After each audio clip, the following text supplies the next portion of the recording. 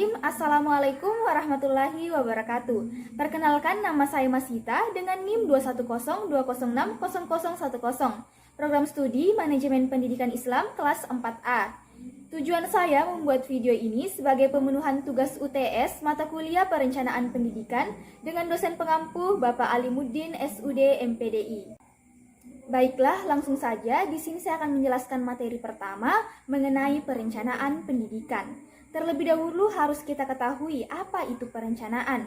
Perencanaan merupakan suatu proses menentukan apa yang ingin kita capai pada masa yang akan datang, serta kita akan menetapkan tahapan-tahapan yang dibutuhkan untuk mencapainya. Selanjutnya adalah pengertian dari perencanaan pendidikan. Perencanaan pendidikan menurut Y. Dror pada tahun 1975 adalah mempersiapkan suatu proses seperangkat keputusan untuk kegiatan-kegiatan di masa depan yang diarahkan untuk mencapai tujuan-tujuan dengan cara-cara optimal untuk pembangunan ekonomi dan sosial secara menyeluruh dari suatu negara. Selanjutnya adalah unsur-unsur dari perencanaan pendidikan.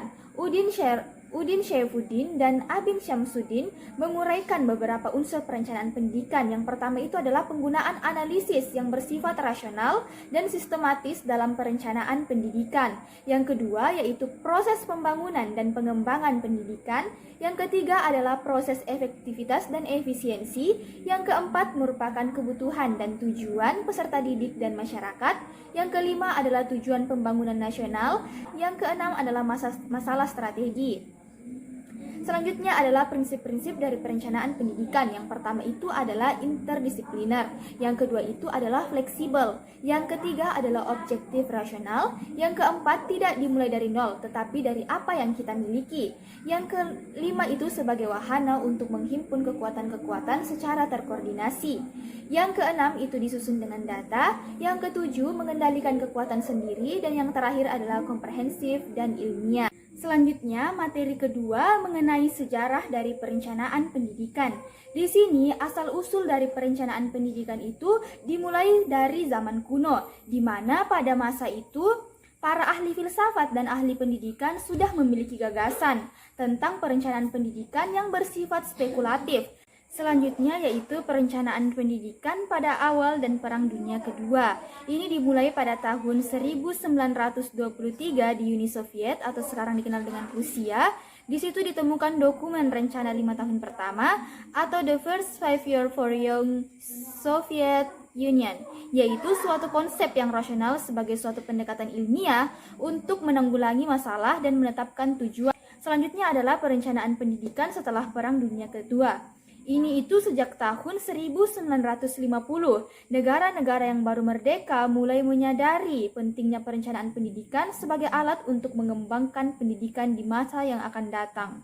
Selanjutnya adalah perkembangan perencanaan pendidikan di Indonesia. Ini dimulai pada tahun 1967, di mana seorang ahli perencanaan ekonomi berkebangsaan Belanda yang bernama lengkap Profesor Dr. Tinbergen pernah datang ke Indonesia untuk memberikan semangat kepada para pejabat pendidikan agar mulai belajar teknik-teknik perencanaan secara sistematis.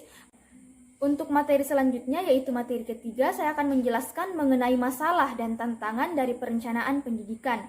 Yang pertama itu adalah masalah dalam perencanaan pendidikan. Ini terbagi menjadi 7. Yang pertama itu adalah rendahnya sarana fisik. Yang kedua adalah rendahnya kualitas dari guru. Yang ketiga adalah rendahnya kesejahteraan dari guru. Yang keempat adalah rendahnya prestasi yang diperoleh oleh siswa.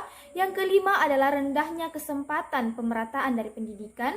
Yang keenam adalah rendahnya relevansi pendidikan dengan kebutuhan saat ini. Dan yang ketujuh adalah mahalnya biaya dari pendidikan. Selanjutnya adalah tantangan-tantangan dalam perencanaan pendidikan. Ini juga terbagi menjadi 7. Yang pertama itu adalah pembaharuan kurikulum yang begitu cepat. Yang kedua adalah tuntutan penggunaan teknologi yang tinggi dalam dunia pendidikan. Yang ketiga adalah kesulitan untuk mempraktekkan ilmu dalam kehidupan sehari-hari. Yang keempat adalah perhatian terhadap perlindungan hak asasi manusia. Yang kelima adalah masih ada upaya mencari keuntungan melalui pendidikan. Yang keenam adalah fasilitas, sarana dan prasarana pendukung pendidikan yang masih sangat terbatas.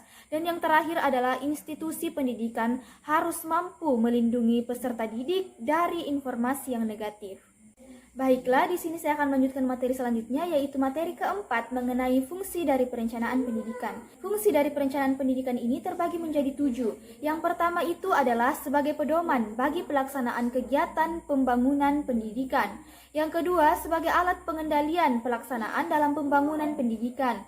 Yang ketiga, sebagai alat untuk menjamin mutu pembangunan dari pendidikan. Yang keempat, sebagai alat pencapaian tujuan pendidikan secara efektif dan juga efisien. Yang kelima, sebagai sarana untuk menjamin kelancaran pencapaian tujuan pembangunan dari pendidikan. Yang keenam, sebagai sarana untuk memperjelas visi, misi, dan strategi pembangunan pendidikan. Dan yang terakhir, sebagai alat yang logis dan sistematis untuk mengubah sistem pendidikan ke arah yang lebih baik. Selanjutnya, saya akan melanjutkan materi kelima mengenai teori dari perencanaan pendidikan. Teori yang pertama adalah teori sinoptik, di mana teori ini disebut juga sebagai sistem planning, rational system approach, dan rational comprehensive planning, menggunakan model berpikir sistem dalam perencanaan, sehingga objek perencanaan dipandang sebagai suatu kesatuan yang bulat dengan satu tujuan yang disebut dengan visi. Teori yang kedua adalah teori incremental. Ini didasarkan pada kemampuan institusi dan kinerja personalnya, bersifat desentralisasi dan tidak cocok untuk jangka panjang karena hanya menekankan pada jangka pendek saja. Teori yang ketiga merupakan teori transaktif. Teori ini menekankan pada harkat individu yang menjunjung tinggi kepentingan pribadi yang bersifat desentralisasi, yaitu berkembang dari individu ke individu dalam kemampuan mengadakan perencanaan. Selanjutnya yang keempat adalah teori advokasi. Ini menekankan pada hal-hal yang bersifat umum, perbedaan individu dan daerah diabaikan. Kebaikan dari teori ini adalah untuk kepentingan umum secara nasional. Teori yang terakhir adalah teori SITAR atau SITIR. Di sini merupakan gabungan dari 5 teori sehingga disebut sebagai complementary planning process. Teori ini menggabungkan kelebihan dari kelima teori di atas sehingga lebih lengkap. Karena teori ini memperhatikan situasi dan kondisi masyarakat ataupun lembaga tempat perencanaan itu akan diaplikasikan. Selanjutnya saya akan menjelaskan materi terakhir, yaitu tentang prinsip-prinsip perencanaan dalam pendidikan Islam. Yang pertama itu adalah prinsip ikhlas, di mana seorang pendidik adalah penanggung jawab dan pemegang amanah bagi peserta didik. Seorang pendidik itu harus ikhlas dalam menjalankan amanah yang diembannya. Prinsip yang kedua yaitu adalah prinsip kreatif dan inovatif. Proses pendidikan itu harus menghadirkan seorang pendidik yang kreatif dan inovatif agar proses pembelajaran dapat berjalan dengan menyenangkan. Prinsip yang ketiga adalah prinsip efisien. Perencanaan pendidikan itu membutuhkan biaya yang besar, oleh karena itu diperlukan juga efisiensi yang besar, sehingga biaya yang dikeluarkan itu tidak sia-sia. Prinsip yang keempat adalah prinsip berkelanjutan ataupun continue, di mana amalan yang dilakukan secara terus-menerus. Dan prinsip yang terakhir adalah prinsip pertanggungjawaban menyeluruh dunia dan akhirat.